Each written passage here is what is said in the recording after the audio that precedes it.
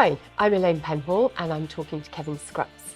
Our topic today for the Agents Together mentoring conversations is how you overcome barriers as a mentor. When you're aware of barriers within the mentoring session, how do you overcome those? May I tell you a story? Please do. Please do.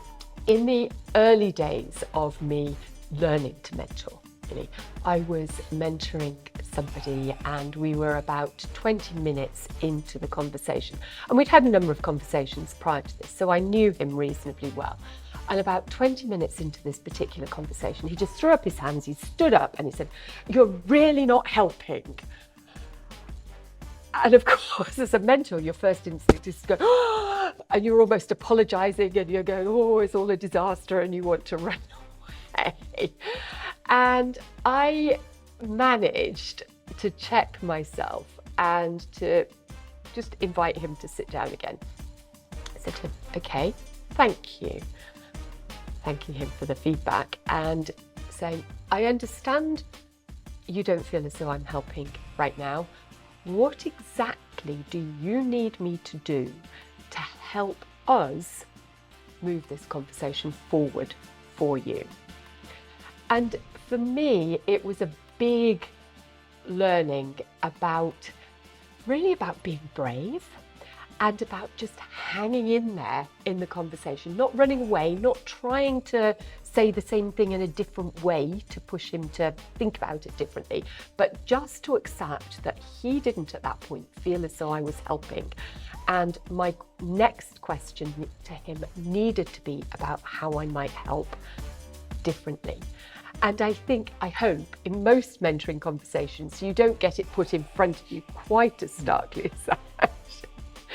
But I'm sure you've come across situations, Kevin, where you notice that perhaps somebody is either zoned out a little bit or is a little bit kind of almost turning away from you, and you're getting those non-verbal cues that you're probably not helping in the way that they would like you to be helping.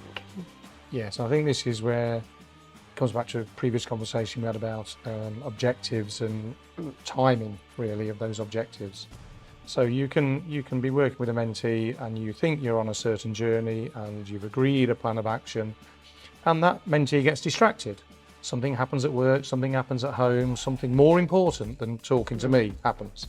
So you come to the next meeting and you think you're at a certain stage from everything that you've been doing, and you haven't actually moved forward.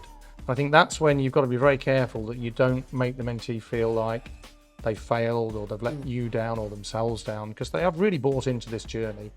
And you just have to backtrack. You just have to pick up the vibes. You can pick it up very quickly. Even on Zoom, you can see it in their facial expressions. Yeah. You've already got to know their characters over this time, and you just have to stop yourself, because this isn't your journey. This is their journey.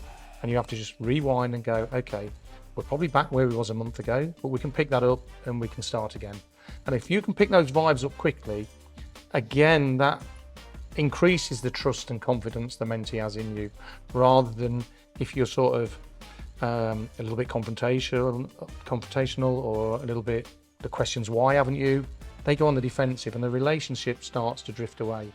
So it's important to pick those vibes up very quickly.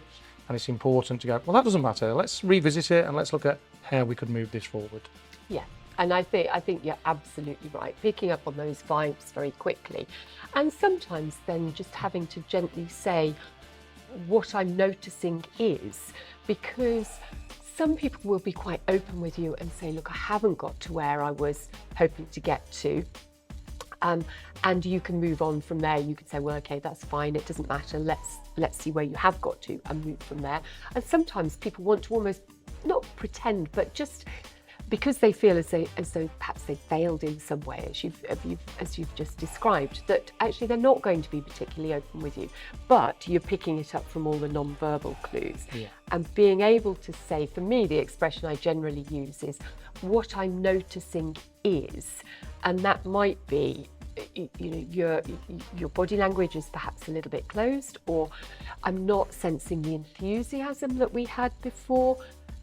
tell me a bit more about that. And you're inviting them to explain to you. And then my next question usually is, okay, what do I need to do to help you move this forward? Yeah.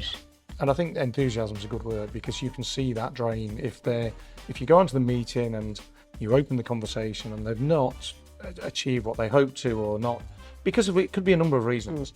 You see that enthusiasm drain out of the conversation, and you've just got to rekindle that enthusiasm.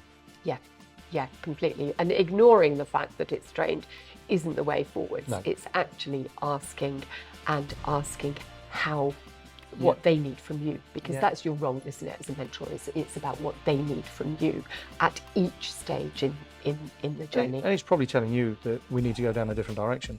Yeah. We need to change course and then come back maybe. So Yeah. you're just doing a little detour in your journey. Yep. Absolutely.